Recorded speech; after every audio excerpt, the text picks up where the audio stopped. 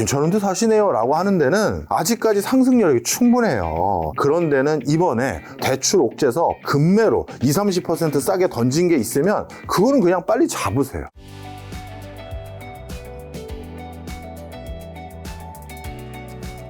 지금 유동성 얘기해 주셔서 그러면 유동성 여쭤봐야죠. 한국은행에서 금리 인하 시작했죠. 예. 지금 정확히 몇 번 했죠? 0.25%포인트 하락시켰죠. 네, 그거를 한 번 했나요? 두 번 했나요? 2번 했습니다. 네, 요거 부동산 시장이 최근에는 한다 안 한다 의견이 많았는데 안 한다로 보는 사람이 많았는데 했단 말이죠. 네. 요거 0.25%를 낮출 수밖에 없었던 한국은행의 입장, 그 이유랑 이제 부동산 시장에 또 어떤 영향이 있을까요? 네, 일단 한국은행은 정말 경기 안 좋다라는 걸 확증을 한 것 같아요. 이러다가 정말 큰일 나겠다 싶어서 금리 인하를 전격 또 한 번 단행을 했고요. 아마 지금 제가 가진 통계들이나 저도 뭐 경제 전망하는 사람으로서 제가 진단하기에는 내년 상반기가 되면 경제 성장률이 분기별 성장률이 더 꺾일 거로 보여져요. 그래서 저는 한국은행이 추가적인 금리 인하를 굉장히 조속하게 또 할 것이다. 이렇게 예측을 하고 있습니다. 자, 그렇다면 한국은행은 금리 인하를 단행하기 시작한 가장 큰 이유는 경기 방어를 위한 목적이 제일 컸는데 실제 그럼 부동산에 미치는 영향은 어떻게 되냐? 제가 여러 유튜브 채널에 또 나와서 얘기를 드렸었지만 우리가 기준금리와 부동산 흐름은 생각보다 관계가 없어요. 왜냐하면 우리 김 작가님 부동산 대출 받으러 가실 때 한국은행 가신 적 있으세요? 없죠. 없어요. 우리는 시중은행을 통해서 부동산 주택담보대출을 적용받습니다. 자, 그런데 우리나라는 2000년 이후부터 최근까지를 보면 기준금리의 행보와 그 다음에 주택담보대출금리와 관련된 것의 행보가 반대 방향으로 움직였거나 서로 다른 방향으로 움직였던 사례가 10년 이상이에요. 따라서 기준금리가 인하되면 부동산 시장도 들썩들썩 되는 거 아닌가요? 라고 얘기하면 그거는 기준금리 인하를 가지고 얘기할 게 아니라 1차적으로 우리에게 직접적인 영향을 주는 주택담보대출 금리 그 수준을 봐야 되는데 이 금리 수준에 대해서는 정부가 지금 하고 있는 스탠스가 뭐다? 낮추지 마라. 그리고 대출 한도도 옥죄라. 이런 것들의 기조가 계속 유지될 것으로 보여지고요. 뭐 생애 첫 주택, 신혼부부 주택 이런 것들에 대해서만 한정적으로 페이버를 주는 것으로 갈 것 같아요. 따라서 한국은행 기준금리 인하가 부동산 시장에 미치는 영향은 이번 텀에는 제한적이고 오히려 정부 당국에서 부동산과 관련된 대출 규제가 훨씬 더 앞으로 2025년 내년도 부동산 시장을 설명하는 설명력이 높은 변수다. 저는 이렇게 봅니다. 금리가 떨어지는 게 부동산 투자하는데 또 좋다고 생각하시는 분이 있을 텐데 그렇지는 않을 것이다. 이번 사이클에서는. 네, 맞습니다. 자, 그러면 지금 한마디로 박종현 교수님은 내년 수도권 부동산 시장 집값은 핵심지는 여전히 오르지만 아닌 곳은 좀 떨어진다고 보시는 입장 같네요. 예, 거래 단절이니까 거래 단절에서 금매 나왔을 때 금매는 당연히 가격을 낮춰야지만 팔릴 거고 그러면 통계적으로 조금 싸진다라는 형국으로 전개될 가능성이 많죠. 지방은 더 떨어진다? 지방은 더 떨어지고요. 그래서 지금 저도 하나 논의하고 있는 분과가 뭐가 있냐면 지방 부동산 어떻게 할 거냐. 이러다가 지방 경제 난리 날 것 같다라고 해서 지방의 부동산을 살 경우에 대해서는 뭔가 더 특혜를 주는 대출을 해준다든가 금리 인하 기조가 반영된 대출 금리로 이어지는 상품을 만들어준다든가 해서 지방의 부동산 경기가 너무 급냉하는 것을 좀 부양하기 위한 노력을 조금 논의하고 있는데요. 지금 논의의 속도로 봤었을 때 내년 상반기에 그 정책이 나올 것 같진 않아요. 그래서 오히려 저는 내년 뭐 하반기 그때부터 지방 부동산을 좀 챙기는 듯한 대출 상품들이 나오지 않을까 이렇게 생각이 듭니다. 그 수도권 기준 지금 무주택자, 1주택자 분들은 어떻게 된 거죠? 이제 내년에? 간단합니다. 간단하다고. 저는 흔히 말해서 서울 상급지는 그건 그들만의 리그니까 우리 신경 쓰지 말자고요. 그리고 제가 누누이 얘기하지만 강남에서 전세 살지 마세요. 아이들 교육 때문에 전세 사는 거라면 제가 어쩔 수 없다고 인정을 하지만 강남에서 전세 살면 결국 어떻게 되냐면 강남에 계신 분들 집값 올려드리는데 내가 내 돈 내고 그분들 대출해드리는 것밖에 안 되는 거예요. 그렇지 않습니까? 내 전세금 받아다가 그걸로 자기 집 사는데 보탠 거잖아요. 그래서 강남 집값 오르는 게 못마땅하신 분들이 있거나 그러면 거기 살지 마세요. 거기 아니어도 우리 서울시내 얼마나 좋은 데 많습니까? 수도권도 마찬가지고요. 그래서 제발 그러지 말라고 부탁을 드리고 대신 서울과 수도권 지역에서 흔히 말해서 김 작가님 어디 사세요? 저 어디 삽니다. 그랬을 때 괜찮은데 사시네요 라고 하는 데는 아직까지 아직까지 상승 여력이 충분해요. 그러다 보니까 그런 데는 이번에 대출 옥죄서 빨리 내가 집 팔아야 되는 텀에 급매로 20-30% 싸게 던진 게 있으면 그거는 그냥 빨리 잡으세요. 네. 그래서 저는 그거는 적합한 그 투자다. 이렇게 말씀을 드리고요. 가끔 저한테 이렇게 얘기하세요.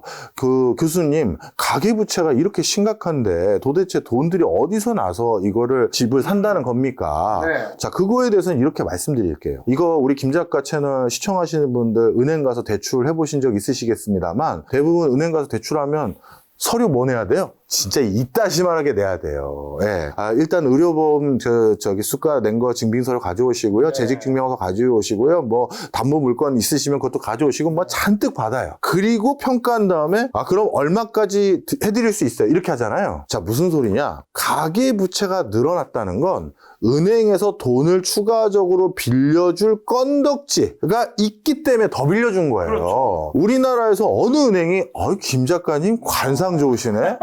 한 5억 더 써! 갚을 여력이 있는 사람한테 빌려준다는 거죠. 그럼요. 그래서 가계 부채가 늘어났다는 건 그만큼 뭔가 여지가 있었다는 거고요. 실제 그 여지는 통계적으로도 확인이 되는 게 한국은행 통계입니다. 제 거라고 하면 또 안 믿으시니까. 우리나라의 가계 순저축률 그리고 순금융자산 비율은 코로나19 이후로 오히려 50% 가까이 늘었어요. 그러다 보니까 저축도 지금 엄청나게 하고 있는 계층들이 있어요. 그러다 보니 이렇게 가계대출을 더 해줄 수 있는 근거들이 있었다. 그래서 그 사람들이 충분히 부동산 시장의 구매 여력으로 이어질 수가 있고요. 그리고 우리나라 국민소득이 이제 뭐 3만 불에서 4만 불 넘어가는데 어떻게 강남 아파트 가격이 무슨 뭐 어디라고 할까요? 런던, 뭐 파리, 뭐 시드니 뭐 이런데 못지않게 이렇게 비쌀 수가 있습니까? 자, 그것도 좀 조심스러운 얘기예요. 우리나라의 국민소득으로 얘기하면 안 되고 그거는 강남에 집 살 수 있는 사람들의 국민소득 가지고 얘기해야죠. 그러면 강남 3구만 가지고 GRDP라고 하는 지역 국민소득을 계산했었을 땐 이미 5만 불이 뭐예요? 그 이상으로 훨씬 더 올라갔어요. 그러다 보니까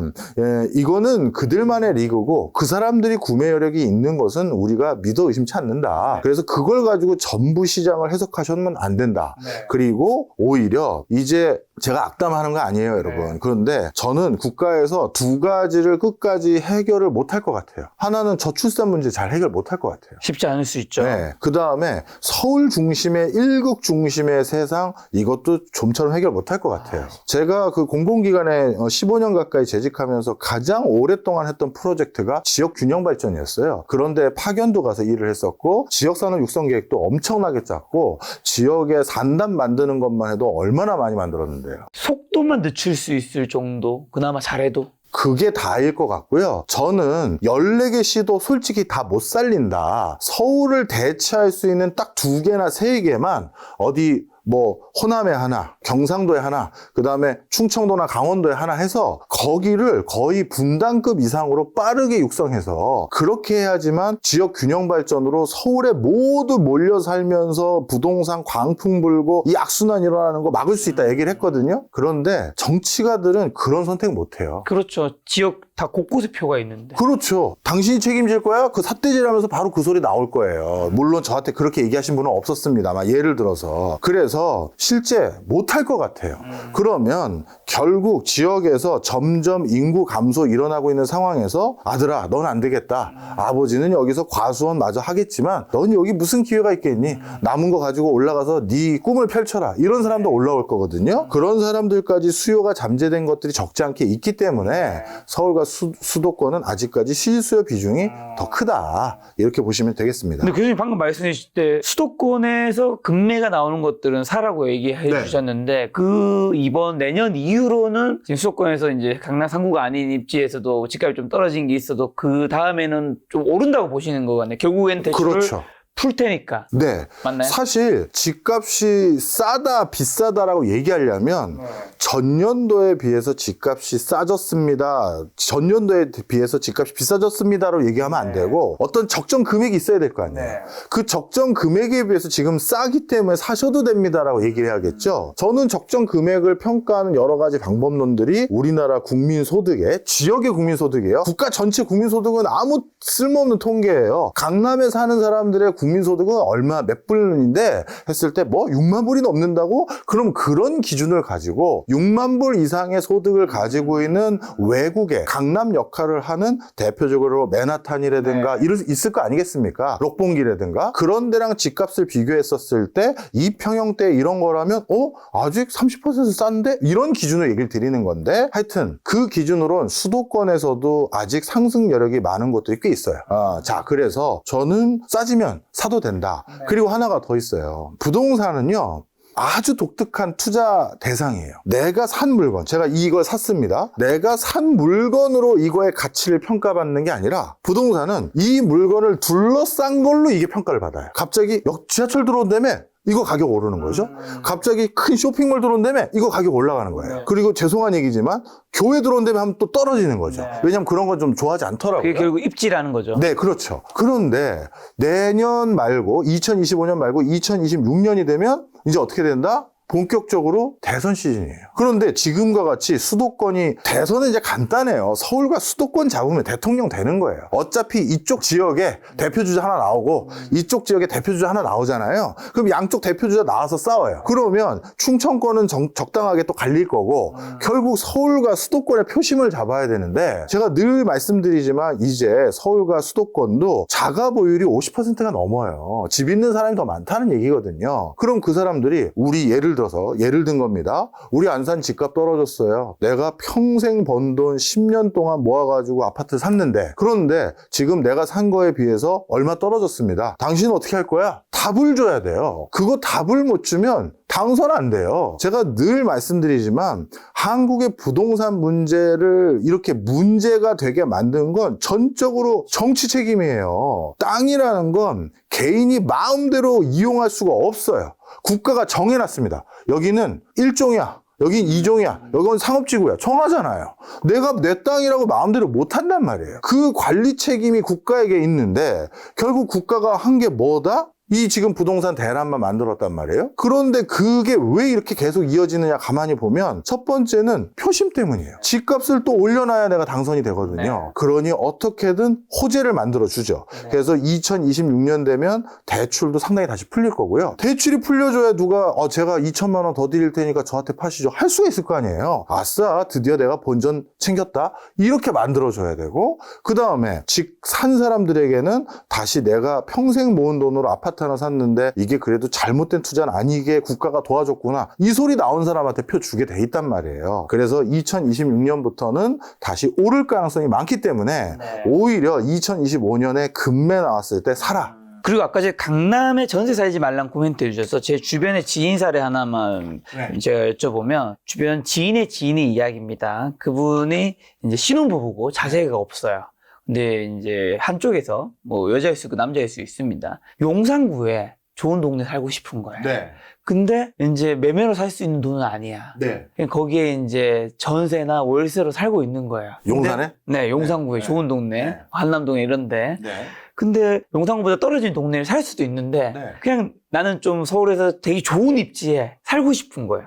그 여러 가지 인프라를 누리면서 이런 거 젊은 세대에서 그렇게 사시는 분도 있을 텐데 이런 거 좋다고 봐야 되나 나쁘다고 봐야 되나? 이게 재밌어요. 부동산에 대해서 여러분 전문가란 놈들이 어떤 놈은 집값이 오른다고 하고 집값이 떨어진다고 하고 도대체 뭐냐? 사실 그렇기 때문에 거래가 일어나는 거죠. 누군가는 이 금액이 이제 오를 만큼 올랐다고 판단했으니까 그 금액에 파는 거고 그렇죠. 누구는 이제 여기 정도면 내가 사도 더 오르겠다라고 생각하니까 산 거 아니에요. 그래서 뷰가 다 달라요. 그런데 그 뷰가 다를 때 여기에다 플러스 알파로 하나 더 얹어지는 게 뭐가 있냐면 집과 부동산과 투자에 대한 가치관이 달라요. 저 같은 경우는 어렸을 때 아주 일찍 영끌을 했거든요.